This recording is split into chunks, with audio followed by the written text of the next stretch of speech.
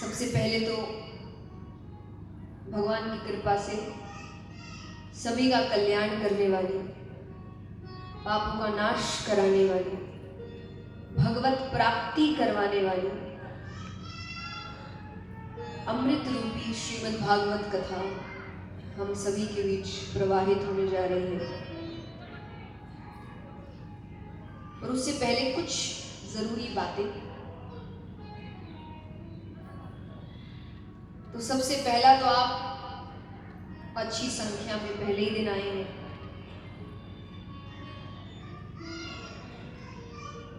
तो उम्मीद लेकर आए होंगे। यहाँ कितने हैं जो, पक्की बात तो देखिए अगले पल के लिए कोई कुछ नहीं कह सकता क्या होना है, पर इस विश्वास के साथ है कि 7 दिन की कथा सुनेंगे, पूरे 7 दिन की। कौन कौन है हाथ उठाना? चलिए, बहुत अच्छी बात है। तो 7 दिन के लिए कोई अपना समय निकाल कर आ रहा है, तो यानी कोई ना कोई उम्मीद लेकर तो आ रहे होंगे कि भाई जिनको सुनने जा रहे बड़े ज्ञानी होंगे। नहीं है। 7 दिन बाद आप कहें हम पहले दिन बता दें, कुछ बातें पहले ही क्लियर हो जाए, अच्छी नहीं है। कोई कहे चलो अपने अनुभव ही सुना देंगे, 7 दिन वैसे निकल जाएंगे। तो मुझे देखते हुए, मेरी उम्र को देखते हुए आप समझ सकते हैं मेरे पास अनुभव नाम की भी कोई खास चीज नहीं है। कोई कहे वाणी अच्छी होगी, उससे 7 दिन निकल जाएंगे। तो साफ साफ स्वीकार करती हूं, वाणी में भी कोई माधुर्य भाव नहीं है। कोई कहे भक्ति होगी, मुझे तो नहीं दिखती, पर फिर भी बैठ गए कथा करने। कि चाहत तो रसगुल्ले पाने की, पर गुण देखकर कोई गुड़ भी ना दे, तो फिर है क्या? एक विश्वास। संतों से सुना है, अपने बुजुर्गों से सुना है कि अगर भला का संग हो, सब काम भले ही भले होते हैं। अगर आपकी संगत अच्छी है तो आपके सारे काम अच्छे होते हैं। इसीलिए माँ बाप बच्चों की संगत देखते हैं। एक उम्र पे, क्योंकि यहाँ युवा भी बहुत बैठे हैं और माँ बाप भी कई बैठे हैं, एक उम्र में माँ बाप और बच्चों के बीच का झगड़ा ही यही होता है कि माँ बाप को बच्चों के कुछ दोस्त अच्छे नहीं लगते। हाँ कि ना? और कई बार पता है बच्चों को भी पता होता है कि दोस्त कुछ ढंग के हैं नहीं, यानी उनकी हरकतें कोई अच्छी, तो वो अपने माँ बाप से कहते हैं कि हम थोड़ी वैसा कुछ कर रहे हैं, हमारी तो बस दोस्ती है, हम थोड़ी वो हरकतें कर रहे हैं। तो उन सभी बच्चों से एक सुझाव, आज नहीं कर रहे, करोगे, जरूर करो। ये मनुष्य का स्वभाव है। आप जिसके साथ ज्यादा समय बिताते हैं उसका प्रभाव आप पर पड़ने लगता है। अब कई लोग कह रहे कि प्रभाव पड़ने लगता है तो उसका मुझ पर क्यों पड़ेगा, मेरा भी तो उस पर पड़ सकता है कि मैं बुरी हरकतें करूंगा, ये क्यों सोच रहे हो, वो अच्छा बन सकता है। संभावना बहुत कम है। क्यों? क्योंकि अच्छाई में मेहनत लगती है, बुराई आसान है, बुराई में मेहनत नहीं लगती। यहाँ इतने बच्चे बैठे, युवा बैठे हैं,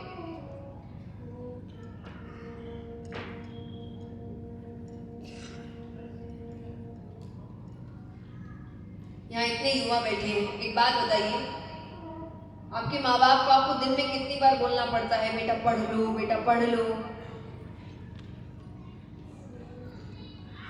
बहुत बार बोलना पड़ता है। या जो उससे थोड़े बड़े हैं, जिंदगी में क्या करोगे, क्या कर रहे हो, सुनना पड़ता है कि नहीं? बताओ हाँ कि ना? अब कितनी बार आपको आपके माँ बाप से ये सुनना पड़ता है कि बेटा फोन यूज कर लो, बेटा थोड़ा तो फेसबुक देख लो, बेटा थोड़ी तो रील्स चला लो। सुनना पड़ता है? बताइए हाँ कि ना? क्यों नहीं?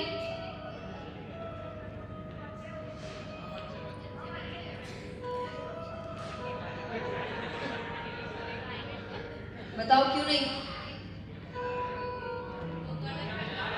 वो आप चला ही रहे, उसके लिए बोलना ही नहीं पड़ रहा, यानी कोई उसके लिए कोई मोटिवेशन नहीं चाहिए किसी को।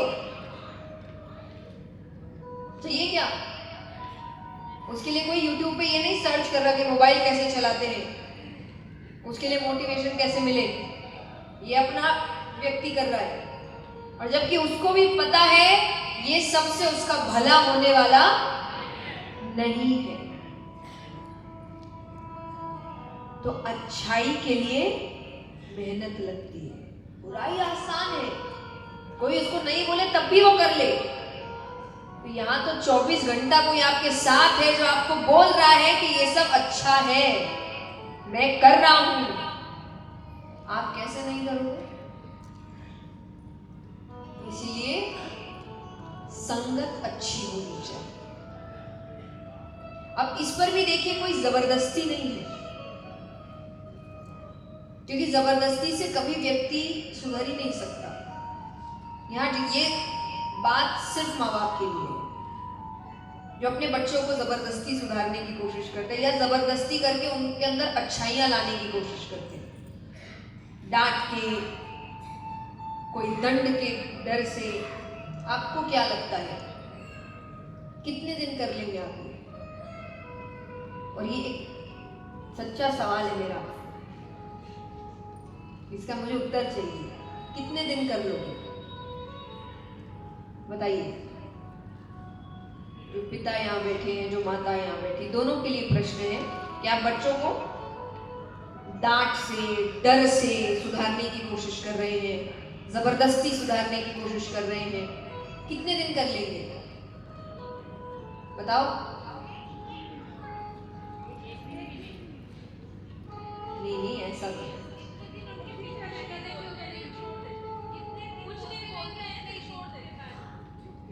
और मुझे सही उत्तर मिल नहीं रहा।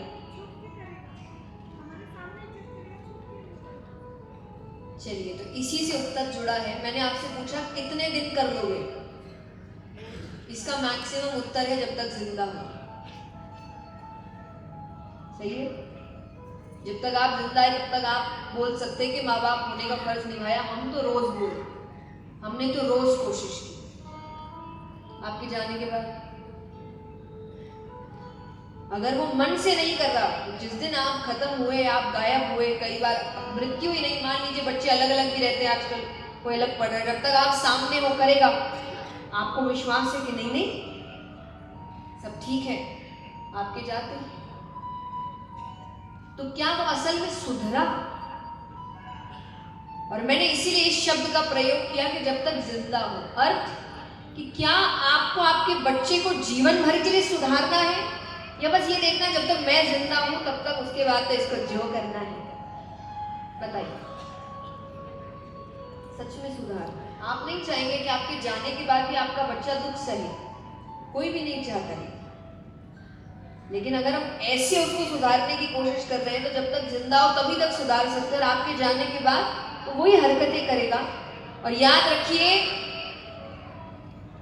आपके जाने के बाद तो उसको बचाने वाला भी कोई नहीं है। आज अगर वो कुछ गलत करके कहीं दिक्कत में पड़ भी जाता है, कम से कम आप बचाने को तो है। लेकिन आपके जाने के बाद तो कोई से बचाएगा भी नहीं। दुनिया कैसी है, गिरे को और गिरा दे। आपसे बेहतर दुनिया में कौन जानता है? तो आपका कर्तव्य है कि गलती करने दो उसको, मेरे सामने करने दो। याद रखिए, कोई भी व्यक्ति गड्ढे में गिरकर ये नहीं बोलेगा कि मुझे गिरने में मजा आया, फिर से गड्ढे में गिरना है, बोलेगा कोई? लेकिन आप उसको गिरने ही नहीं दे रहे। उसको लग रहा है इस गड्ढे में कुछ तो है, ये लोग मुझे इस रास्ते जाने नहीं दे रहे, तो जिस दिन ये लोग नहीं होंगे उस दिन तो मैं कोशिश करूंगा। लेकिन वही आप सामने करेंगे भाई गिर, जब चोट लगेगी तब बुद्धि आएगी। लेकिन कम से कम आप पीछे खड़े तो हैं कि ज्यादा चोट ना लग जाए उसको, और उसको समझ आ जाए कि जो दूर से उसको दिखने में बड़ा अच्छा लग रहा है उसके जीवन को खत्म करने की ताकत रखता है। इसको बोलते हैं उसको सच में सुधार। जबरदस्ती डर से वो सुधरेगा नहीं। तो यहां मैंने जब संगत की बात की है तो ये कहकर नहीं कि आपको ऐसी ही संगत रखनी पड़ेगी, बिल्कुल नहीं। लेकिन अगर आपको जीवन में कुछ बेहतरीन करना है, कुछ अच्छा करना है, कुछ नाम करना है, अपनी एक जगह बनानी है, अपनी एक पहचान बनानी है, तो संगत अच्छी रखनी पड़ेगी। कोई कह दे हमको नहीं बनाना, हमारी जिंदगी जैसी चल रही है हमको अच्छी लगती, आपकी मर्जी।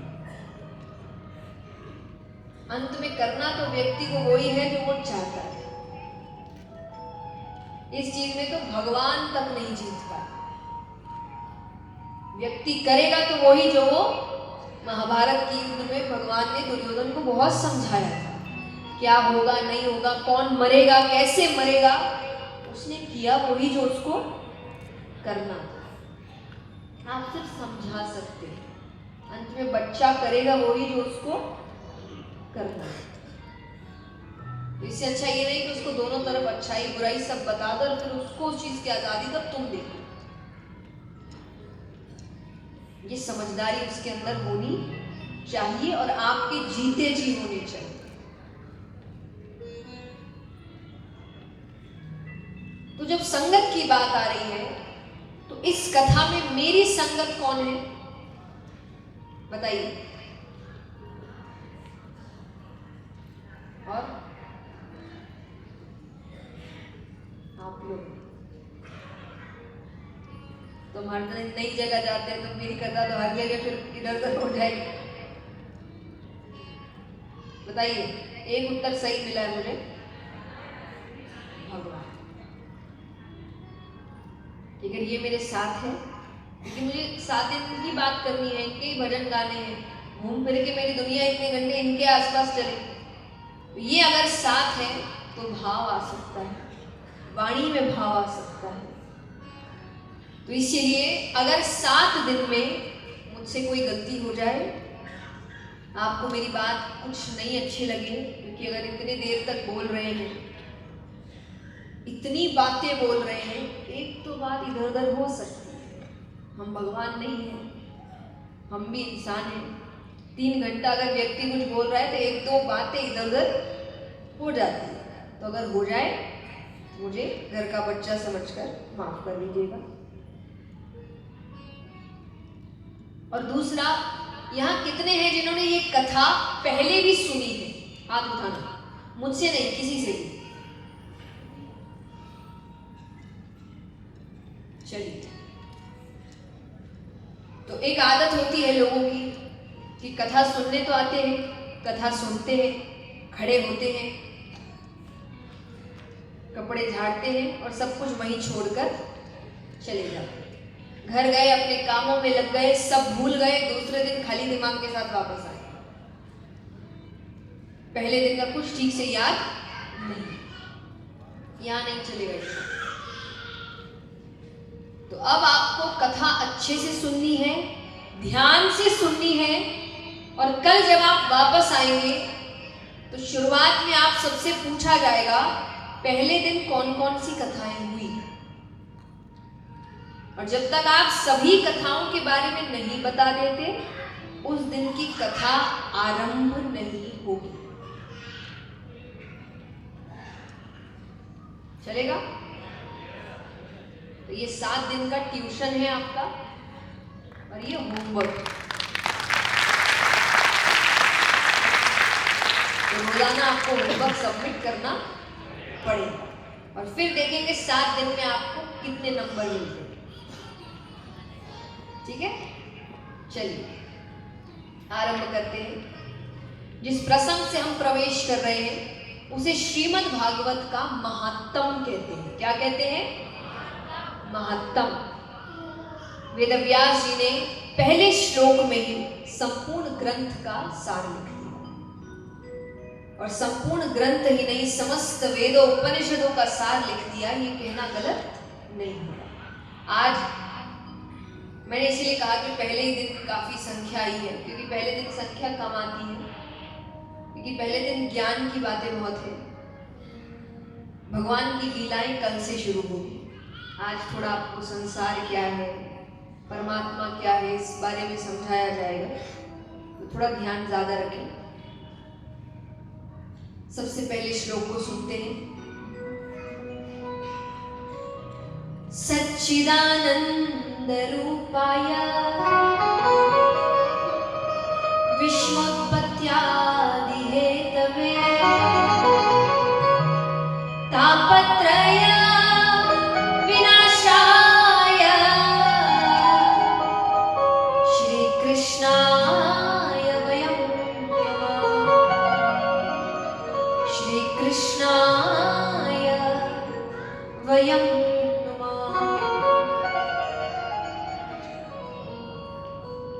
शास्त्रों में भगवान के 3 स्वरूप बताए गए, सत, चित और आनंद मिलाकर हुए सच्चिदानंद। इसलिए भगवान को बुलाते हैं सच्चिदानंद। अब सत क्या है? सत माने सत्य। सत्य की परिभाषा बताओ। कहां से आवाज आई? Very good.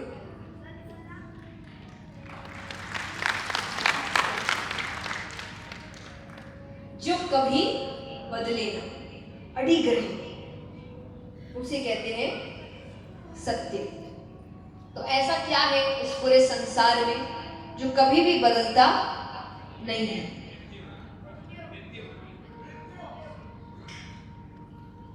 और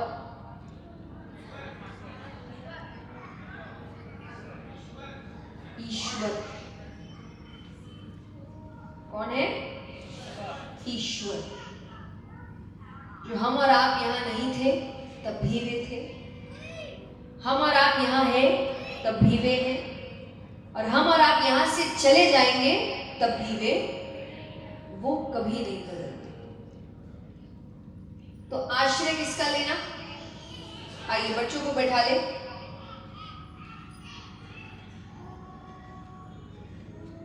आश्रय किसका लेना? जो कभी बदले ना। ईश्वर यानी आपको रास्ता बताया जा रहा है कि आश्रय उसका लेना जो कभी बदलता नहीं है। पर कौन ऐसा है जो नहीं बदलता? तब जाकर कहा जाता है ईश्वर का आश्रय लीजिए। क्योंकि जो बदल जाए, जो धोखा दे दे, उसका आश्रय लेकर क्या फायदा?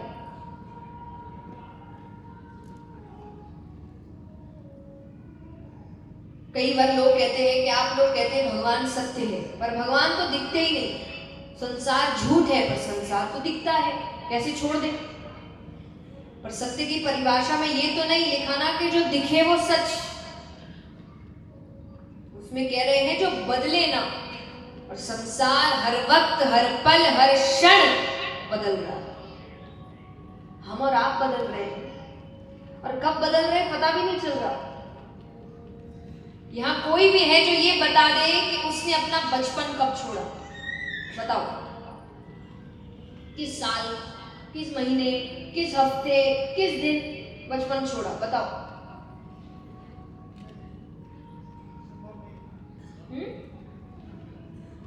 बचपन तो छूटता चला गया, कब जवानी चली जाएगी, कब बुढ़ापा आ जाएगा, और फिर ऐसा लगेगा कि जिंदगी निकल गई, और किया क्या?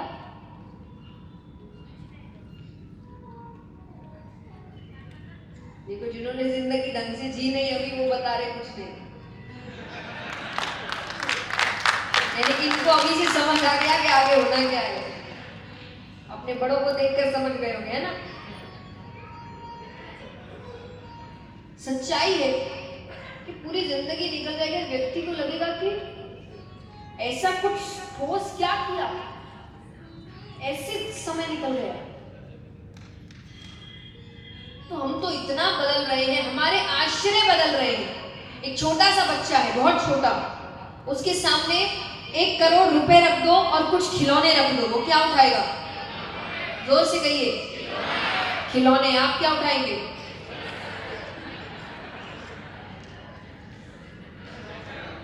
पैसे, है ना? तो आपके पीछे बड़े बैठे हैं तो पैसे। अब बुढ़ापा आ गया, अब आपसे कोई कह रहा है कि आपके पास ज्यादा दिन बचे नहीं, उन कुछ दिनों में या तो आपको 10 करोड़ रुपए दिए जाएंगे या वो कुछ समय आपको आपके परिवार के साथ दिया जाएगा, पूर्ण रूप से पूरा परिवार साथ। क्या चुनेंगे आप? परिवार। यानी एक ही जिंदगी में, और ये मैं महत्वपूर्ण आश्रय बता रही हूं, ऐसे तो व्यक्ति के आश्रय हजारों बार बदलते हैं, रिश्तों के रूप में बदलते हैं, काम के रूप में बदलते हैं, ये महत्वपूर्ण आश्रय है। तो महत्वपूर्ण तरीके से भी 3 बार आपका आश्रय बदल गया। लेकिन इसी एक जीवन में एक ऐसा आश्रय था जो कभी नहीं बदला। एक छोटे से बच्चे को कहते जय जय करो तो वो हाथ जोड़ लेता है और अंत तक व्यक्ति भगवान का नाम लेता रहता है। और भगवान का तो देखिए नाम भी ऐसा है कि और साबित करने की क्या जरूरत है कि भगवान है या भगवान हर व्यक्ति के अंदर है, कि जब व्यक्ति परेशानी में आता है तो सबसे पहले उसके मुंह से क्या निकलता है? बताओ। हे भगवान। अंग्रेजी में करें तो क्या निकलेगा? भले ही ये व्यक्ति भगवान को मानता भी नहीं होगा, नास्तिक होगा, लेकिन सबसे पहले मुंह से क्या निकलेगा? ये तो नाम ही ऐसा है कि परेशानी में व्यक्ति को याद ही भगवान आते हैं। इससे ज्यादा और क्या साबित करें कि सत्य कौन है? तो सबसे पहला आनंद क्या है? हम आनंद बाहर खोजने की बहुत कोशिश करते हैं, यहाँ चले जाएंगे आनंद आ जाएगा, ये कर लेंगे आनंद आ जाएगा, यहाँ घूम आएंगे आनंद आ जाएगा। ये सब कुछ समय के आनंद है, कुछ समय के, अच्छा लगता है, खुशी मिलती है, पर कुछ समय। और शायद इसीलिए इस पूरी दुनिया में सबसे ज्यादा मनोरंजन के साधन मनुष्य के पास है, हाँ कि ना? लेकिन सबसे ज्यादा बोर मनुष्य होता है। हर कुछ दिन में इसको नया चाहिए, मजा नहीं आ रहा है, बोर हो रहे हैं। वो बेचारे जानवर कब से एक ही तरीके से चलते आ रहे हैं। हमारे पास इतने मनोरंजन के साधन है, फिर भी हमारा बोर होना खत्म ही नहीं होता। वो छोड़िए, आप संतों को देखिए जो शायद वैराग्य ले चुके हैं, दूर वनों में रह रहे, उनके पास कोई मनोरंजन के साधन नहीं है, फिर भी वो खुश है। अर्थ ये नहीं कि आप भी घर बार छोड़ के चले जाइए, ये मानसिकता की बात है। किसकी बात है? यानी वो कुछ नहीं होके भी खुश है और यहां सब कुछ होके भी हम खुश नहीं, रो रहे हैं। एक तो मनुष्य की रोने की आदत हो गई है सबकी। अपने आप के लिए कोई हामी नहीं भरेगा, पर एक बात के लिए हर कोई हामी भरेगा। किसी से भी जाके पूछिए भाई क्या हाल चाल है, तो पूछा हाँ कि ना? ये उत्तर मिलता है कि क्या बताएं, कट रही है, यही सब है ना, चल रहा है।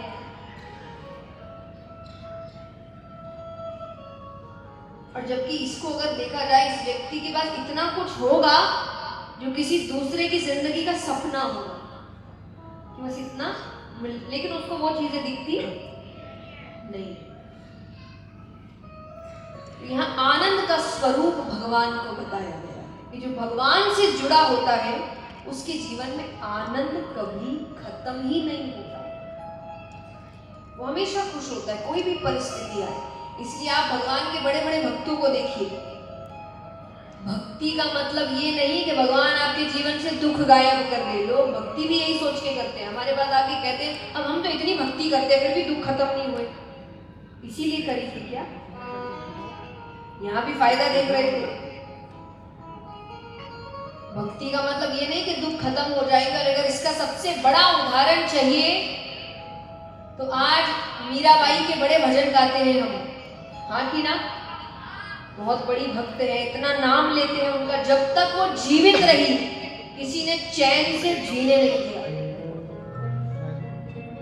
कुल को खत्म करने वाली, कुल पर कलंक लगाने वाली, हाँ कि ना? आज बड़े भजन गा रहे हैं। तो भक्ति का अर्थ ये नहीं कि जिंदगी से दुख चले जाएंगे, शायद और ज्यादा आएंगे, लेकिन भक्ति का मतलब है दुख कितने भी आए व्यक्ति का आनंद खत्म नहीं होगा। क्योंकि अब उसको पता चल गया है कि जिन चीजों में वो आनंद ढूंढ रहा है वो चलते फिरती खुशियां हैं। उनको खुशी का माध्यम मत बनाइए कि मेरी खुशी नहीं, वो मेरी सुविधा के लिए है। ग्रहण करना है, चाहे आप बंगला ले लीजिए, गाड़ी लीजिए, ये मेरी सुविधाओं के लिए। मुझे जितनी सुविधा चाहिए होगी शायद मैं उतनी ऊंची और बढ़ूंगा, लेकिन ये मेरी खुशी नहीं है। ये नहीं तो मैं रोने बैठ जाऊं। ये अपने आप को समझाना। क्योंकि अब देखा जाए तो ये छोटा सा बच्चा, उसको आप गाड़ी दिलाते हैं, हाँ कि ना?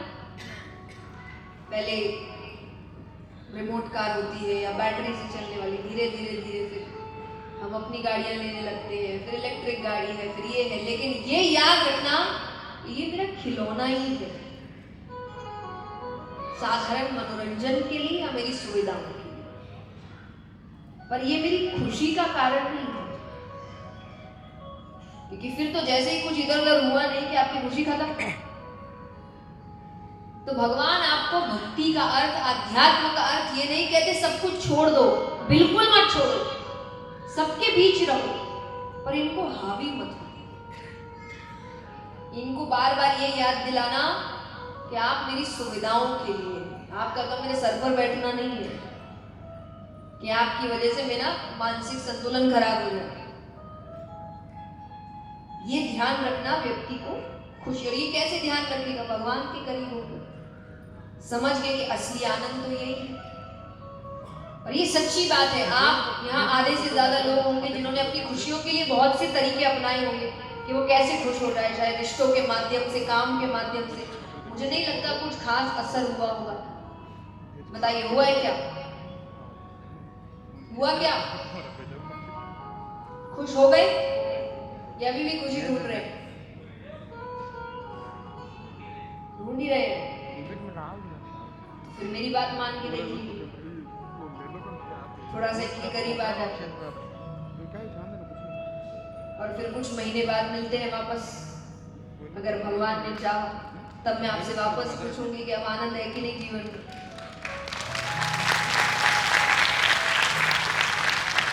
तो देखिए, मैंने शुरुआती तौर पे अपना तरीका नहीं थोपाया आप पे।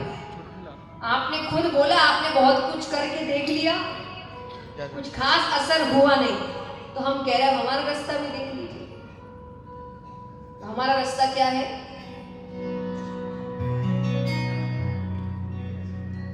शाम सुंदर से, शाम प्यारे से, कि शाम सुंदर से जिसका संबंध है, कि शाम प्यारे से जिसका संबंध है, उसको हर घड़ी आनंद ही आनंद है, उसको हर घड़ी आनंद ही आनंद। कौन कौन चाहता उनके जीवन में हर घड़ी सिर्फ आनंद रहे? हाथ उठाओ तालियों के साथ। शाम सुंदर से, शाम प्यारे से, शाम प्यारे से जिसका संबंध है, शाम प्यारे से जिसका संबंध है, उसको हर घड़ी आनंद ही आनंद है, उसको हर घड़ी आनंद ही आनंद है।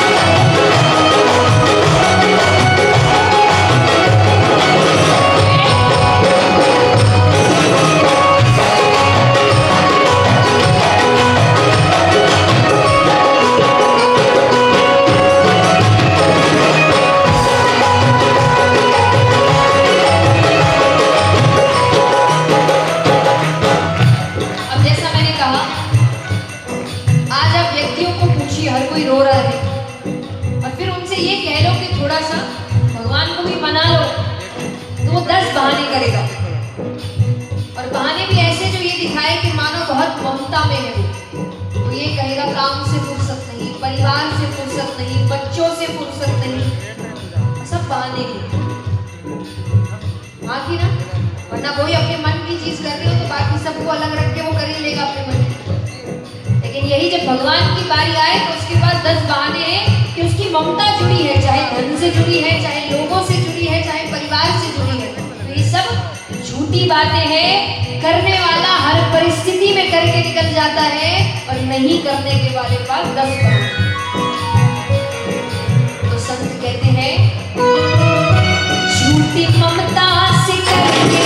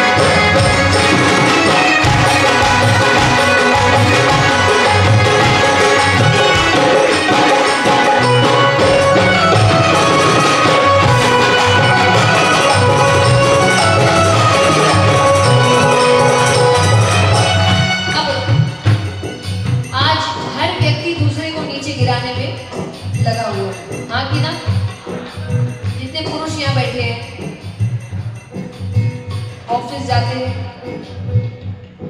अधिकतर समय जब खाली मिलता है इनका एक ही काम है, ये पता करो किसने नई गाड़ी ली, किसने नया घर लिया, और फिर दूसरे को ये बताना कि कितना ऐसे लिया, कितना, है ना। अरे मुझे सब पता है। तो हम कमाए तो मेहनत का, दूसरा कमाए तो चोरी का, ना कि ना। हर व्यक्ति दूसरे को नीचे गिराने में लगा हुआ है, पर असली भक्त की पहचान होती है तो हर व्यक्ति को ऊपर उठाने में लगा हुआ है। अच्छाई इसीलिए तो नहीं बढ़ती कि हमें लगता है अच्छे से हम रहे, बुराई बढ़ती है क्योंकि बुराई में एकता है। तो ये समझना कि हमारा काम दूसरे को नीचे गिराना नहीं है, बल्कि उसको और ऊपर उठाना है। तो कहते सच्चे भक्त कौन होते हैं? निंदा चुगली न जिसको सुहाए,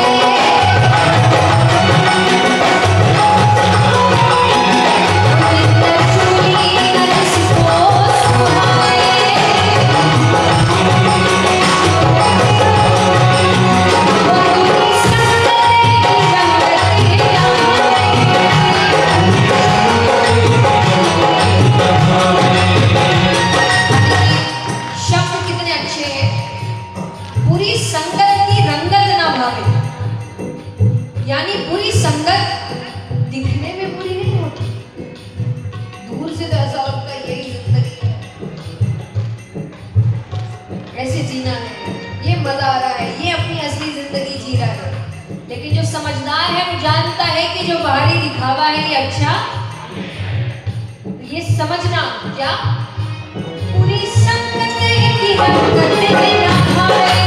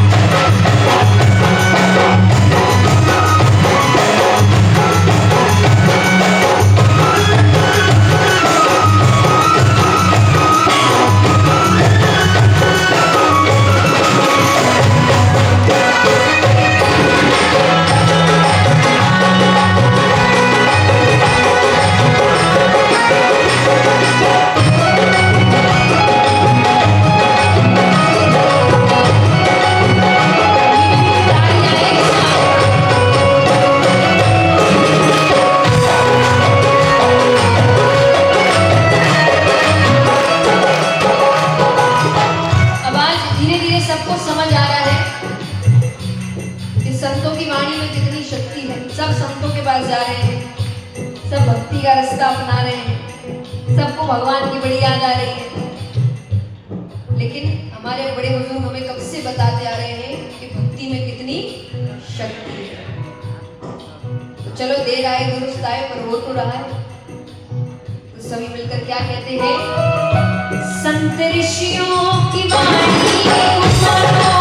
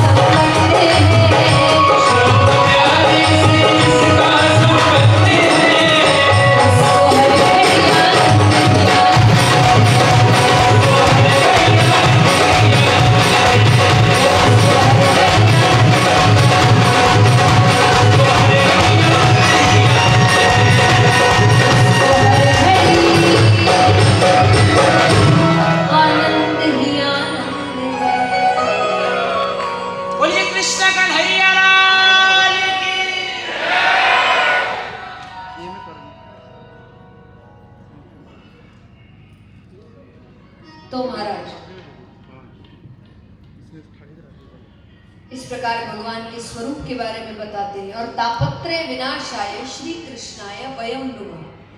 3 तरह के ताप हैं, दैहिक, दैविक, भौतिक। भगवान अगर कृपा करे तो तीनों तरह के तापों से हमें मुक्त कर दे। अब यहाँ पर व्यक्ति पूछ रहे हैं कि कृपा करे कैसे? तो कहा गया है कि भगवान ऐसे तो सर्वशक्तिमान है, लेकिन उनकी एक कमजोरी है, वो भक्त को रोते हुए नहीं देख सकते। और सच्चे मन का रोना, वो दिखावटी आंसू नहीं, वो भगवान समझ जाते हैं। लेकिन अगर सच्चे मन से व्यक्ति रोकर भगवान को पुकारता है तो भगवान कहते हैं, ये भगवान के शब्द है कि सन्मुख होए जीव मोहि जबहि। एक बार व्यक्ति मेरे सामने आ जाए कि प्रभु, मानता हूं मुझसे बहुत गलतियां हुई है, पर मैं आपका हूं, कि सन्मुख होए जीव मोहि जबहि जन्म कोटि अदनासहि तबहि। जन्मों जन्मों के करोड़ों पाप वहीं खत्म कर दिए, एक बार आ तो जाए वो मेरे पास। तो उनकी कमजोरी है, वो भक्त को रोते हुए नहीं देख सकते। अब यहां पर सुखदेव जी के अवतार की कथा आती है। ऐसे अलग अलग शास्त्रों में अलग अलग ढंग से बताई गई है। पर दंत कथा के अनुसार एक बार ब्रह्मा जी ने एक सभा का आयोजन किया। उसमें बहुत देवी देवता, यक्ष, गंधर्व, किन्नर, ऋषिगण सभी आए हुए हैं। उस सभा में प्रश्न उठा कि 3 लोक 14 भुवन में सबसे कीमती वस्तु क्या है? तो सब अपनी अपनी राय दे रहे हैं। कोई कहे कि हीरा, कोई कहे सोना, कोई कहे चांदी। तो वहां ऋषिगण भी बैठे हैं, उन्होंने कहा कि ये तो बहुतों के पास मिलेगी। यहां भी बहुतों के पास होगी। सोने की वस्तु किस किस के पास है? हाथ उठाओ।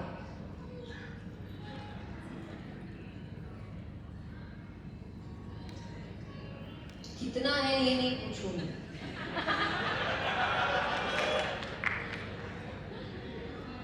इतना सा भी हो सकता है कि नहीं? हाथ उठाइए। अब देखिए, अधिकतर हाथ उठे हैं।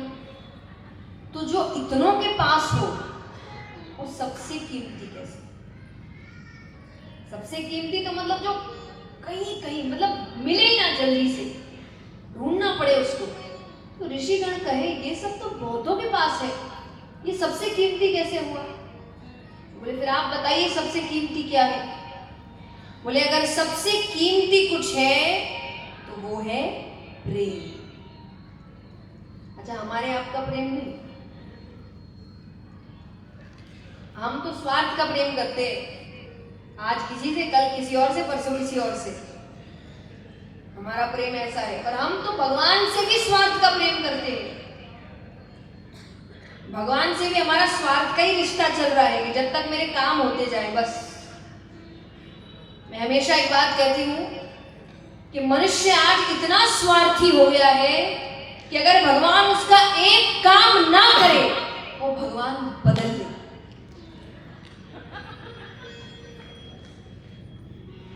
सच्ची बात है, वो भगवान बदल दे। यहां काम नहीं हो रहा, कहीं और सर झुकाते हैं, कहीं और प्रसाद चढ़ाते हैं। इतना स्वार्थी है। और जो भगवान से स्वार्थ का रिश्ता रख रहा है, तो सोचिए वो साधारण रिश्तों में कितना स्वार्थ रखता है।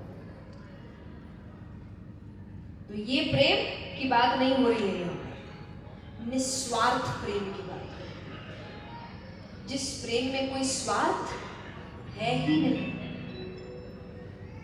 ये अगर कहीं है तो वो सबसे कीमती है। तो सबने कहा तो ऐसा प्रेम कहाँ मिलेगा? फिर अपनी अपनी राय देने लगे। कोई कहे हो ना हो ब्रह्मा ब्रह्माणी के पास तो होगा, रचना का कार्य करते, दुनिया जो बना रहे हैं। ऋषिगण कहे नहीं, ब्रह्मा जी तो रचना के कार्य में बड़े व्यस्त हैं, ब्रह्माणी के लिए उनके पास समय ही नहीं है। अब वहां नारद जी भी बैठे हैं। नारद जी किसके भक्त हैं? विष्णु भगवान, लक्ष्मी माता। वो कहे हो ना हो मेरे प्रभु विष्णु भगवान लक्ष्मी माता के पास तो जरूर। सबने कहा वहां भी उतना, क्योंकि अगर उतना होता तो भगवान समय न समय देखकर भक्तों के पीछे नहीं दौड़ते। गजेंद्र ने मध्य रात्रि में पुकारा, लक्ष्मी जी को छोड़ के भाग गए। इतना प्रेम का साथ लेकर जाते, और ऐसे बेचैन हुए कि उनको सुध नहीं रही वो क्या कर रहे हैं, कहां कर रहे हो, भाग गए ऐसे। तो बोले अब आप ही बताइए फिर वो प्रेम है कहां?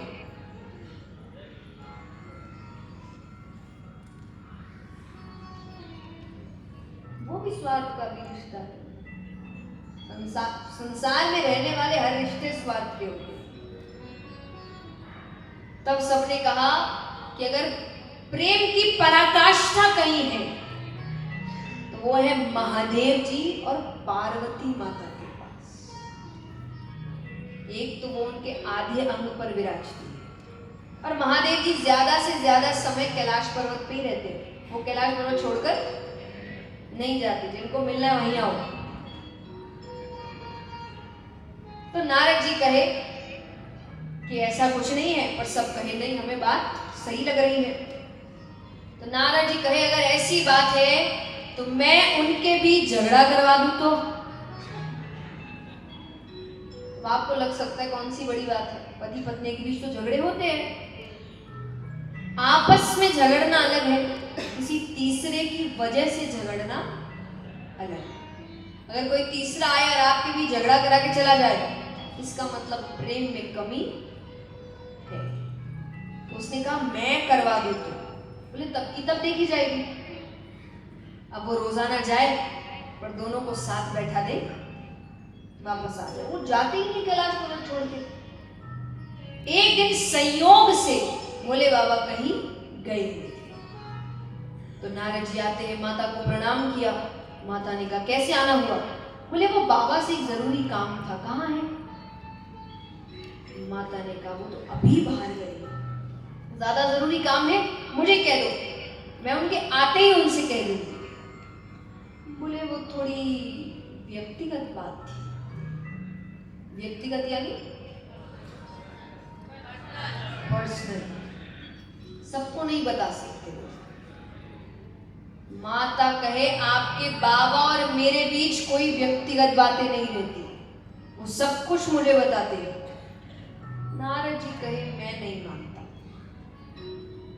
पुरुष कोई ना कोई बात तो स्त्री से छुपाता ही, अब वो चाहे कोई भी। जितने शादीशुदा पुरुष बैठे आज यहाँ, घर जाके सबकी क्लास है।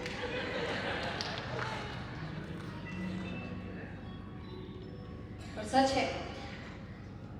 तो नारद जी कहे कि पुरुष कोई ना कोई बात तो स्त्री से छुपाता है। माता ने कहा ऐसी कोई बात नहीं है। बोले अगर नहीं है, आपने अमर कथा सुनी है? माता ने कहा ये कौन सी कथा है? अरे बोले बहुत गोपनीय कथा है, बाबा हर किसी को नहीं सुनाते, जिससे सबसे ज्यादा प्रेम करते हैं उसे ही सुनाते। माता कहे इसका मतलब मुझसे प्रेम ही नहीं करते?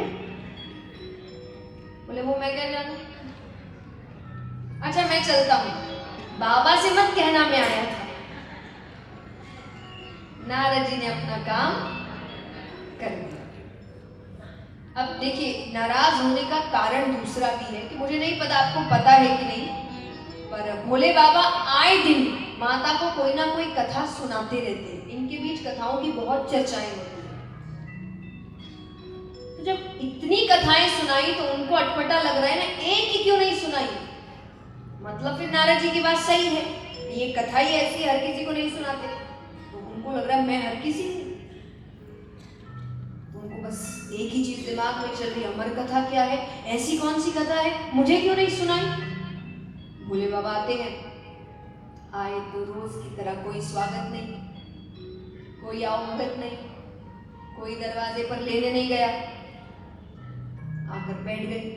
बैठने के बाद भी कोई बात नहीं, वरना 10 प्रश्न होते हैं, कहाँ गए, किससे मिले, क्या बातें हुई। कोई प्रश्न नहीं। तो भोले बाबा ने कहा कि देवी आप नाराज है। माता ने कहा पहले तो ये बताइए आप मुझसे प्रेम करते हैं कि नहीं। अरे बोले ये पूछने की बात है, बहुत करते हैं, सबसे ज्यादा प्रेम ही हम आपसे करते हैं। तो बोले फिर अमर कथा क्या है। भोले बाबा कहीं इसके बारे में किसने बता दिया। फिर वो नेत्र बंद करते हैं तो पूरा दृश्य सामने आ जाता है। नारद जी आए, सारी बातें कही। भोले बाबा कहे ये ब्राह्मण देवता आते हैं और अपना कोई ना कोई काम करके जाते हैं। भोले बाबा कहे अरे नहीं सुनाई तो अब सुना देंगे। माता कहे अब तो सुनानी ही पड़ेगी, अभी तक क्यों नहीं सुनाई। भोले बाबा कहे एक बात बताइए, मैं आपको जितनी भी कथा सुनाता था आप क्या करती। बोले जो करना चाहिए, कथा का प्रचार प्रसार में और लोगों तक वो बात पहुंचाती। बोले बस इस कथा के साथ यही नहीं कर सकते। इस कथा का नाम क्या है, अमर कथा, यानी सुनने वाला अमर हो जाए। ये तो सबको नहीं सुना सकते ना। माता ने कहा ठीक है मुझे सुनाइए, मैं किसी को नहीं सुनूंगी। भोले बाबा ने कहा ठीक है। तो कैलाश पर्वत की ऊंची शिला पर कल्पतरु वृक्ष के नीचे बैठते हैं। अब आरंभ करने से पहले भोले बाबा कह रहे हैं कि देवी इस कथा को ध्यान से सुनना है। इस कथा में भक्त की परीक्षा लेने निद्रा रानी आती है। आप सो मत जाइए, कथा ध्यान से सुनिए। माता ने कहा मैं सब ध्यान रखूंगी। तो भोले बाबा ने आरंभ करने से पहले पहली ताली बजाई। ताली बजाते ही जितने भी जीव जंतु थे कैलाश पर्वत पे वो सब कैलाश पर्वत छोड़कर जाने लगे। देखिए ताली का बहुत महत्व है, खास करके सत्संग में। इसीलिए ताली बजाने को बार बार कहा जाता है। चाहे आप कथा के माध्यम से, चाहे आप कीर्तन भी कराते, भजन गायक होते, वो आपसे कह रहे होते, तो कई बार इतना कहते हैं कि कई लोग झुंझला जाते हैं, क्या बार बार ताली बजा रहे हैं। पर नहीं, आपके अच्छे के लिए। ताली आपको भगवान से करीब लाने का काम करती है। कैसे?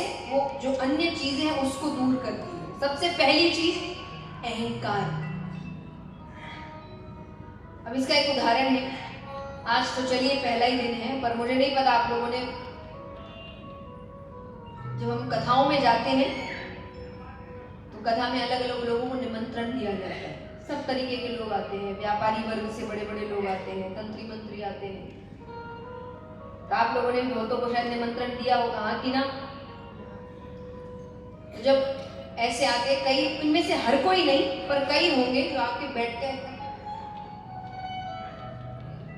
हाथ बांध के बैठे, ताली नहीं बजाते। इसी व्यक्ति को अपने घर में अपने पोता पोती के सामने जोर जोर से ताली बजाने में शर्म नहीं आती है, लेकिन कथा कीर्तन में आके ताली बजाने में बहुत शर्म आती है। और कोई ज्यादा फोर्स कर दे इनको ताली बजाने के लिए तो इनका अपना एक अलग तरीका है ताली बजाने का। कैसे?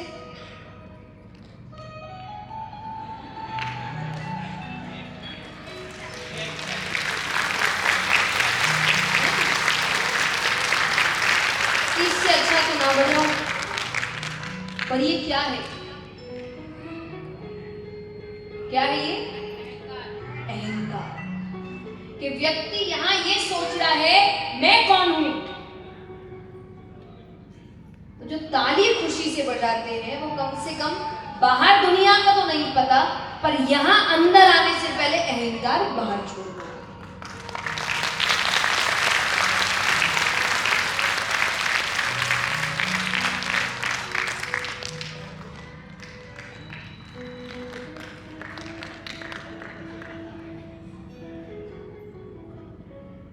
दूसरा आलस्य। अब कथा में क्या है कि बहुत देर तक कथाएं चलती रहती है, यानी बात आपको सुनना है। अब बहुत देर तक इंसान जो शांति से सुनता रहेगा तो एक दो झपकी तो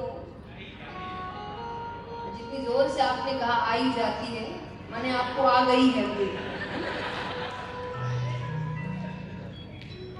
बट एक तो झपकी, चलो इतनी देर से आप चुपचाप बैठे ये सुन रहे।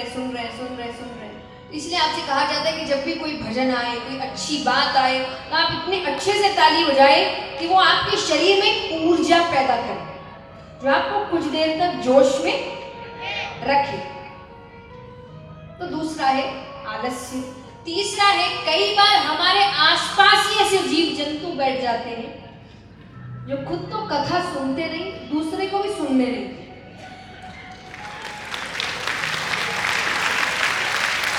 हाँ कि हर थोड़ी देर में सुपारी नहीं, सौंफ नहीं, पानी नहीं, कहाँ से? घर में इनकी अपनी कथा चल रही है। और ऐसा भी नहीं है कि एक दिन आंखें बंद कर देंगे, आएंगे भी 7 दिन। एक बार 2 दोस्त थे, उनके गांव में कथा हो रही थी, होने वाली थी। दोनों बड़े खुश हैं। दुर्भाग्य से किसी एक को उसी समय काम से, जरूरी काम से दूसरे गांव जाना था। वो उदास हो गया, पर उसने दूसरे से कहा तुम तो जाना। बोले हाँ ठीक है। अब वो 7-8 दिन बाद काम से वापस आया। उसने कहा कथा में गए थे? बोले हाँ बहुत अच्छी कथा, बड़ा आनंद आया, इतनी अच्छी बातें। वो बहुत तारीफ कर रहा है कि बातें अच्छी हुई, जीवन बदल दे, ये कर दे, वो कर दे। उसने इतनी तारीफ की कि इससे रहा नहीं गया। तो इसने कहा कि एक दो बात बताओ ना।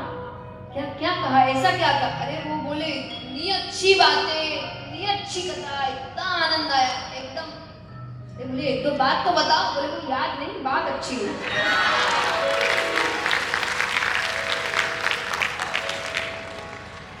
फिर क्या अच्छी बात, फिर क्या कथा में गए कि वो एक बात ठीक से याद नहीं।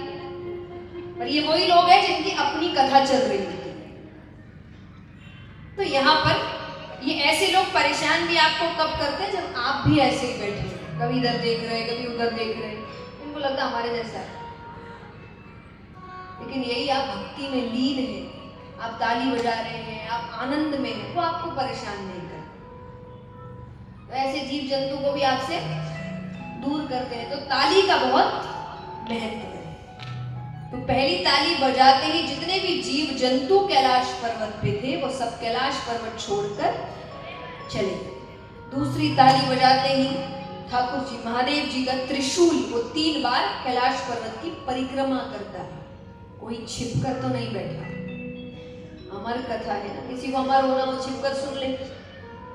तीसरी ताली बजाती सुगंधित हवाएं बहने लगती है। अब भोले बाबा यहाँ कह रहे हैं कि मैं कथा आरंभ करने जा रहा हूँ। तो जैसा मैंने आपसे कहा कि निद्रा रानी परीक्षा लेने आती है, माता ने कहा मैंने कहा तो मैं ठीक से सुनूंगी, नहीं सोऊंगी। बोले फिर भी क्या पता मैं कथा करते करते नेत्र बंद कर लूं। कई बार भाव में व्यक्ति नेत्र, तो मैं बंद करके ही कथा करूं, मैं तो देख भी नहीं पाऊंगा ना कि आप सो रहे कि जग रहे हैं। तो एक काम करिए, आप हर थोड़ी देर में स्वामी स्वामी कहते रहिए। मुझे आवाज आएगी तो मुझे समझ आ जाएगा कि आप जग रहे हो। माता ने कहा ठीक है, ये महिलाएं ज्यादा जानती होंगी। हाँ, हंसने की क्या बात है? नहीं, मैंने अलग कारण से, क्योंकि आप व्रत इत्यादि करते हैं, उसमें कहानियां होती है। जब शाम को कहानी पढ़ी जाती है तो सामने वाले को बार बार हुंकारा भरना पड़ता है। यानी कि शुरुआत उन्होंने करी है, महादेव जी ने, ये समझ आए सामने वाला सुन रहा है। तो उन्होंने कहा माता से कि आप स्वामी करते रहिएगा। माता ने कहा ठीक है। अब इसी पेड़ के ऊपर, इस पेड़ के नीचे दोनों बैठे हैं, एक सूवे का अंडा पड़ा। सूवा यानी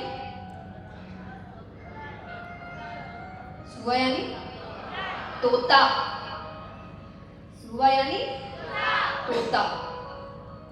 वो उसी वक्त फूटता है, उसमें से एक शूक बालक निकलता है। अब वो भी बैठकर कथा सुन रहा है। भोले बाबा ने थोड़ी देर तो कथा सुनी, कथा कही, उसके बाद नेत्र, अब वो नेत्र बंद करके कथा कर रहे हैं। माता ने भी थोड़ी देर तो कथा सुनी, थोड़ी देर बाद पर भोले बाबा कथा कहे जाए कि माता सो रही है, फिर भी वो रुक नहीं रहे। क्यों नहीं रुक रहे?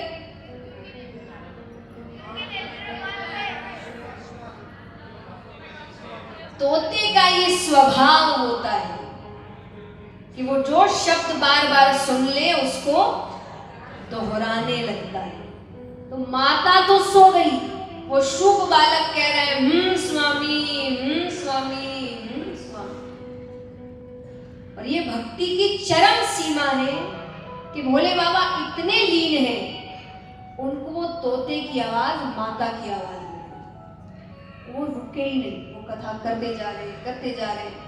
अंत में किसी प्रसंगवश उन्होंने अपने नेत्र खोले कि देवी आपने क्या समझा? देवी तो नींद में, अब उठा रहे हैं। माता ने कहा मुझसे गलती हो गई, आप फिर से कहिए, मैं अब नहीं सोऊंगी। भोले बाबा कहे वो तो ठीक है, लेकिन अगर आप सो रही थी तो इतनी देर से स्वामी स्वामी कौन कर रहा था? नेत्र ऊपर जाते थे, वो शुभ बालक दिखता है। भोले बाबा को नहीं पता कि वो उससे पहले अंडे में था। इनको लग रहा है ये माया भी है जिसने चोरी से मेरी कथा सुनी। को क्रोध आ रहा है। अब आगे आगे वो शुभ बालक और पीछे पीछे त्रिशूल लेकर भागे, उनको मारना है। अब वो देवताओं के पास जाए, दैत्यों से संकट आए तो देवताओं के पास जाओ, पर देवता से ही संकट हो तो किसके पास जाए? फिर देवता ही नहीं।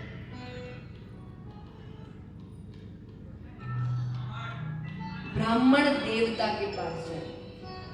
अच्छा, ब्राह्मण देवता माने साधारण ब्राह्मण नहीं, ब्राह्मण कुल में जन्म लेने से कोई ब्राह्मण देवता नहीं बन जाता, यानी उनके कर्म देवताओं से होने चाहिए, वो होते हैं ब्राह्मण देवता। तो वो शुभ बालक पृथ्वी पर वेदव्यास जी के घर पर आता है। अब उसने छोटा सा रूप बनाया और वेदव्यास जी की धर्म पत्नी के मुख के द्वार से, वो बासी लेती है, मुख के द्वार से गर्भ के अंदर चला जाता है। अब भोले बाबा आते हैं, हाथ में त्रिशूल, नेत्र लाल, उनका तो क्रोध। वेदव्यास जी कहे पहली बार तो दर्शन दिए, वो भी इस रूप में, क्या गलती हो गई मुझसे? बोले एक चोर मेरे यहां से चोरी करके आपके आया है। वेदव्यास जी कहे चोरी आपके यहां? चुराने को है क्या? भोले बाबा कहे क्या मतलब? अरे बोले नहीं, आप तो बिना मांगे ही दे देते हैं, कोई आपके यहाँ कुछ क्यों चुराएगा? और आप तो कुछ रखते भी नहीं ऐसा, अब खाने की वस्तु चुराई हो उसके लिए इतना क्रोध? भोले बाबा कहे उसने मेरी अमर कथा चोरी से सुनी है, मैं उसे मृत्यु दंड देकर रहूंगा। वेदव्यास जी कहे सही नाम है आपका, भोले भंडारी। बोले क्यों? बोले अगर उसने अमर कथा सुन ली वो तो अमर हो गया, आप उसे मार ही नहीं सकते। और मान लीजिए आप महाकाल है, सर्वशक्तिमान है, आप मार दे, आपकी कथा झूठी हो गई। इसीलिए कहते हैं क्रोध में सोचने समझने की शक्ति खत्म हो जाती है, आप समझ नहीं पाते क्या अर्थ है। और वो अगर कुछ ऐसा कर सकते, हम और आप तो कितनी गलतियां कर बैठे बताइए। पर इस बार भी कई लोग कहते हैं कि हमें पता है क्रोध नहीं करना चाहिए, पर आ ही जाता है, शांत कैसे करें ये बताएं। ये दिक्कत किस किस को है बताइए, कि आपको भी जानना है शांत कैसे करें क्रोध।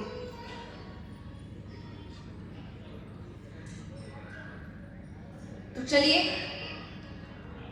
इसका भी सुझाव दिया गया है, लेकिन जैसे कहे वैसे ही करना पड़ेगा। तो जब भी क्रोध आए, क्रोध व्यक्ति को कब आता है? जब आपके सामने कोई खड़ा है और आपसे ऐसी बातें कर रहा है जो आपको अच्छी नहीं लग रही, तो इंसान को गुस्सा आता है। तो उस वक्त राधे नाम का उच्चारण करिए। किस नाम का? और जोर जोर से उसके सामने। इससे दो चीजें होंगी, एक आपका क्रोध शांत होगा, दूसरा जो क्रोध दिला रहा है उसको क्रोध आ जाएगा। कैसे करेंगे बताइए? 2 बार कहने से गुस्सा थोड़ी शांत होता है।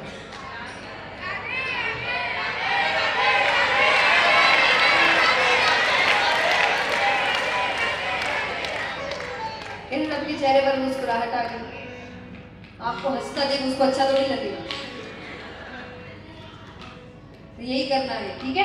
7 दिन है आपके पास, करके देखना। गुस्सा तो आए दिन आता है, हमें फीडबैक देना मुझे काम कर रहा है कि नहीं।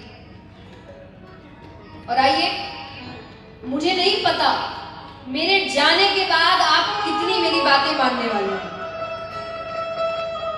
तो जितना हो सके मैं अभी कराकर चलिए। आपको क्या करना है, क्या करना है?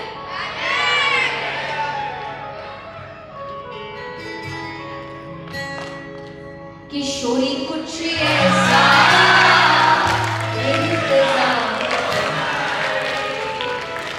किशोरी कुछ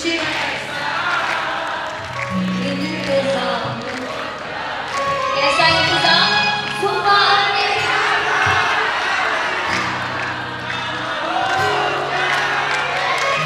सुबह मेरा हारा भरा नाम हो जाए, किशोरी कुछ ऐसा इंतजाम हो जाए।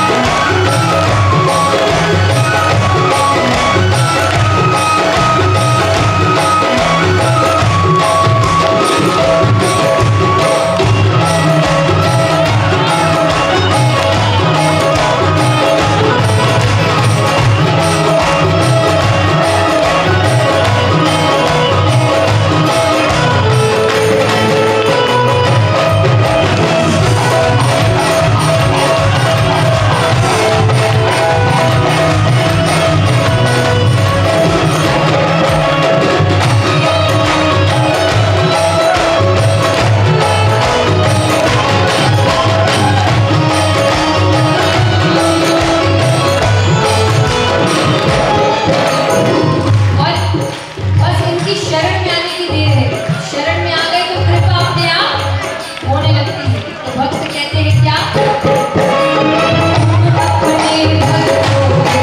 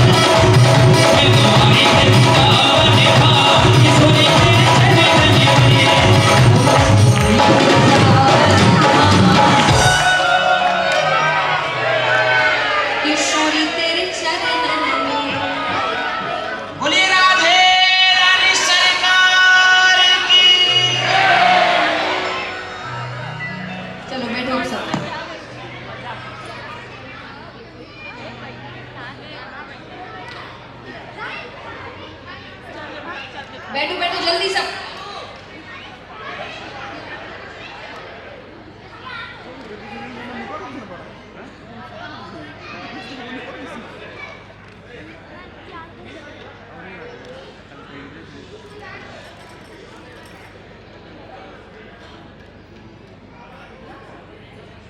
तो यहाँ पर जब भी क्रोध आए तो क्या करना है? तो भोले बाबा कहे कि ठीक है, मार नहीं सकता, बंदी तो बना सकता हूं, मैं बंदी बनाकर रखूंगा। वेद व्यास जी कहे अहो भाग्य उसके। यहां पर वर्षों तपस्या करने के बाद भी किसी किसी को आपकी एक झलक प्राप्त होती है। उसने कितने पुण्य किए होंगे कि वो तो जन्म लेते ही आपके साथ रहेगा। भोले बाबा कहे अब आपको जो सही लगे। अब एक बच्चे को जन्म लेने में कितना समय लगता है? 9 महीने। भोले बाबा कहे कुछ समय मैंने आपको आपके बच्चे के साथ दिया, तो मैं 1 वर्ष की समाधि लेकर यही बैठता हूं। 1 वर्ष बाद में बच्चे को लेकर चला जाऊंगा। अब ये जो बच्चा है ये भी कोई साधारण बच्चा नहीं है ना। तो वो गर्भ के अंदर सब सुन रहा है। तो उसने कहा समाधि ली भी तो इतनी कंजूसी से, 1 वर्ष की, अरे 16 वर्ष की समाधि तो मैं लेकर बैठता हूं। उस बच्चे ने गर्भ के अंदर 16 वर्षों की समाधि ली। 1 वर्ष बाद महादेव जी उठते, लाइए बालक। वेदव्यास जी कहे बाहर आना तो दूर, उसका आकार भी नहीं बढ़ता। मेरी पत्नी को बहुत तकलीफ हो रही है, शायद आपके डर से वो बाहर नहीं आ रहा है, मेरे लिए उसको क्षमा कर दीजिए। तब भोले बाबा उसे क्षमा करते हैं, पर फिर भी वो बच्चा बाहर नहीं आया। 15.5 वर्ष भगवान को नीचे आना पड़ा। अब भगवान नीचे आके गर्भ के बाहर से उससे बात कर रहे हैं। तो भगवान कहे कि तुम बाहर आ जाओ, ये दुनिया बहुत सुंदर है, तुम्हें अच्छा लगेगा यहां पर। वो बच्चा कहे इसीलिए तो नहीं आना, ये दुनिया इतनी सुंदर है कि यहां आने के बाद जीव आपको भूल जाए, आपको मानने से इनकार कर देता है। पर भगवान कहे कि अंदर तो नहीं रह सकते, उनको तकलीफ हो रही है।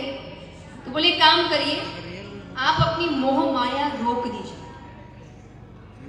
वो मुझ पर चढ़ेगी नहीं, तो मैं बाहर भी ऐसा ही रहूंगा जैसा यहां हूं। भगवान कहे मोह माया तो नहीं रुक सकती। बोले तो मैं अंदर ही ठीक हूं। तब भगवान ने कहा ठीक है, एक क्षण में जितना समय होता है, केवल एक क्षण, उसका भी जो 100वां हिस्सा है, उतने समय के लिए मैं अपनी मोह माया रोक दूं। वो बच्चा कहे ठीक है, पर जब मैं कहूं तभी रोकिए। तो उसने बाहर निकलने की तैयारी कर ली, और यहां भगवान अपनी मोह माया रोकते हैं, और गर्भ में से साक्षात श्री सुखदेव मुनि महाराज। बोले श्री सुखदेव मुनि महाराज की। ये जन्म लेते ही वन की ओर जाते हैं। तो इनके पिता पुत्र विरह में इनके पीछे पीछे जाते हैं। तो कहते हैं इनकी महिमा बताई गई है कि जब ये वन की ओर जा रहे थे और पिता इनके पीछे जा रहे थे, तो उनके पिता को जितने भी पेड़ हैं, जितनी भी शाखाएं हैं, उनकी जितनी भी पत्तियां हैं, सब में श्री सुखदेव मुनि महाराज के दर्शन हैं। ये सबसे बड़े वैरागी माने गए। जैसा वैराग्य इन्होंने लिया, वैसा वैराग्य इनके ऊपर एक प्रसंग आता है कि ये जंगल के रास्ते से गुजर रहे हैं, बीच में एक तालाब आता है जिसमें स्त्रियां स्नान कर रही थी। तो ये सामने से गए, उनको फर्क ही नहीं पड़ा, पीछे वेदव्यास जी जा रहे हैं। तो जब वो गए तो सब स्त्रियां अपने कपड़े ठीक करने लगी। उनको बड़ा अटपटा लगा। तो उन्होंने कहा कि वो मेरा जो बेटा गया 16-17 वर्ष का है, यानी जवानी में प्रवेश कर रहा है, उसको देखकर तुमको चिंता नहीं हुई कि क्या ठीक करना चाहिए और क्या, और मैं जो तुम्हारे पिता से भी बड़ी उम्र का हूं, मुझे देखकर तुम्हें सोचना पड़ रहा है। तो उन्होंने बहुत सुंदर जवाब दिया था कि वो जो सामने से गए ना, उनके लिए हर व्यक्ति एक है, भगवान का बनाया हुआ जीव। उनके लिए जवान, बूढ़ा, पुरुष, स्त्री ये कुछ है ही नहीं। जैसा आपने कहा कि वो जवानी में प्रवेश कर रहा है, उनको खबर ही नहीं है इस चीज की।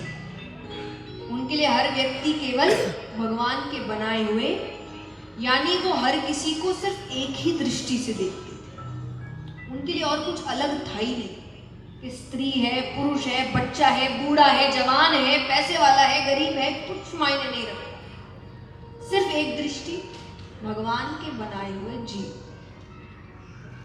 तो बोले इसीलिए उनके जाने से हमें कोई फर्क नहीं पड़ा, क्योंकि उनको हमसे फर्क, उनको पता भी नहीं होगा कि हम यहाँ हैं। पूछना जरा उनसे, वो भगवान में ऐसे लीन है। और वो सच में श्री कृष्ण के इतने बड़े भक्त थे कि कुछ समय के लिए वेदव्यास जी ने उनको अपने करीब रखा था। वो भी पता है कैसे, जब वो जा रहे हैं जंगल की ओर और वेदव्यास जी ने पूरी कोशिश कर ली कि वो वापस आए, वो नहीं आ रहे, तो वेदव्यास जी ने अपने शिष्य को भेजा जिन्होंने एक श्लोक कहे श्री कृष्ण के लिए। तो मुड़ के उसके पास आए, और बताओ, बोले आता नहीं, उसको आता। दूसरे की तरफ गए, दूसरा शिष्य, उसने दूसरा श्लोक कहा। ये श्रीमद् भागवत कथा की बात हो रही है। दूसरा श्लोक कहा, उससे कहा और बताओ, बोले और आता नहीं, दूसरे को आता है। करते करते अंत में आखिरी शिष्य मिलता है, तो उसको कहा कि मुझे पूरा सुनाओ, ऐसे एक एक नहीं। बोले वो सिर्फ हमारे गुरु वेदव्यास जी को आता है। तो वापस घर आए कि मुझे पूरी कथा सुनाई, मैं तब तक आपके पास रहूंगा जब तक ये कथा चले। तो उन्होंने उनको कथा फिर सुनाई थी। इस प्रकार उन्होंने कुछ समय के लिए अपने पुत्र को अपने पास रखा। तो भगवान के इतने बड़े भक्त हैं और कहते हैं कि ऐसे ही गुरु आपको मिलने चाहिए। ये प्रसंग भले ही कल आएगा कि सुखदेव जी राजा परीक्षित को श्रीमद् भागवत कथा सुनाएंगे, और ये पूर्ण कथा उसी पर है कि 7 दिन में उन्होंने राजा परीक्षित को भगवान से मिला दिया था। सिर्फ 7 दिन यही कथा सुना।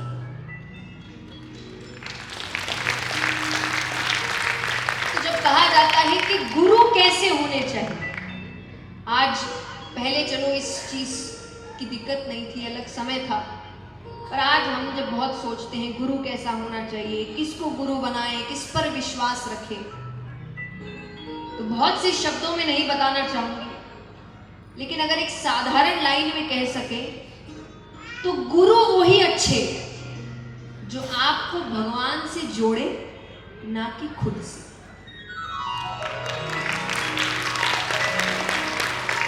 अगर गुरु बनाने के बाद भगवान का नाम जप कम और गुरु का नाम जप ज्यादा हो रहा है, भगवान की फोटो छोटी और घर में गुरु की फोटो बड़ी हो रही है, मतलब गलत जा रहे हैं।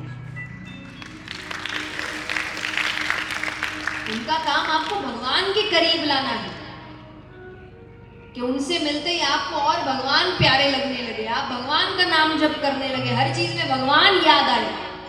अगर ये नहीं हो रहा तब फिर आप गलत जा रहे हैं और आप ही गलत जा रहे हैं। मैं किसी और को दोष नहीं देती, क्योंकि आप काम ही ऐसा कर रहे हैं। आप एक साधारण मनुष्य को भगवान की जगह बैठा रहे हैं। किसकी बुद्धि खराब नहीं होगी? इंसान तो आखिर में इंसान होता है ना। बताओ, आज हम साधारण लोग भी अगर हमें पद प्रतिष्ठा, नाम, शोहरत ये सब मिल जाए, एक बार के लिए बुद्धि घूमने लग जाती है और आप तो सीधा उनको भगवान ही बना देते। यही भगवान है, भगवान का अवतार है, तो कौन पागल नहीं होगा? उसको भी लगेगा कि जो है भाई अब हम ही है। पर ये कर कौन रहा है? हम कर रहे। क्यों? इंसानों को भगवान मत बनाइए, हम सब इंसान हैं। इंसान को इंसान रहने दीजिए और भगवान को भगवान रहने दीजिए, क्योंकि इतिहास उठाकर देख लीजिए, जब जब हमने इंसानों को भगवान बनाया है तब तब गलत हुआ है।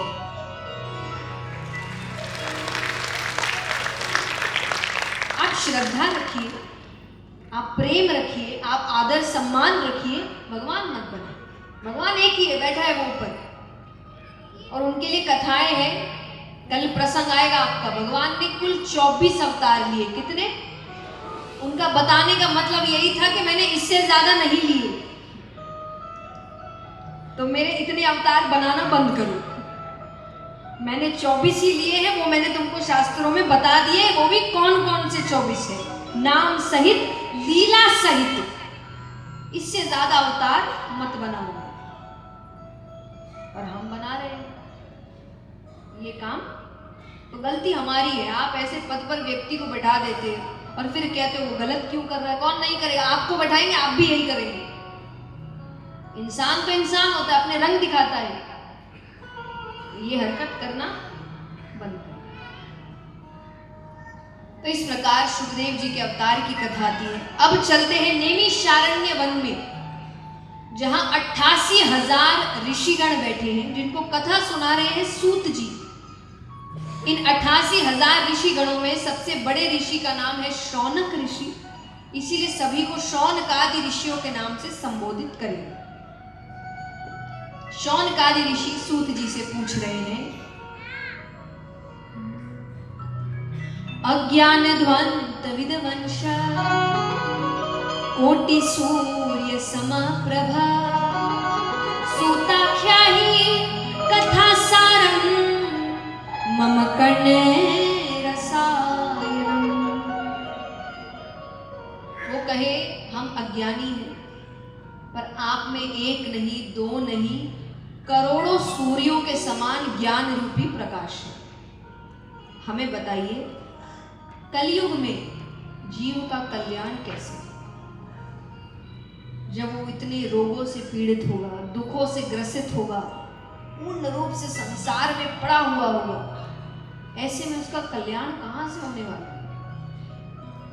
तब सूत जी कहते हैं, काल व्याल मुख ग्रास त्रास निर्नाश हेतवे श्रीमद् भागवतम शास्त्रम कलो किरेन भाषितम। काल व्याल मुख ग्रास, काल सबको अपना भोजन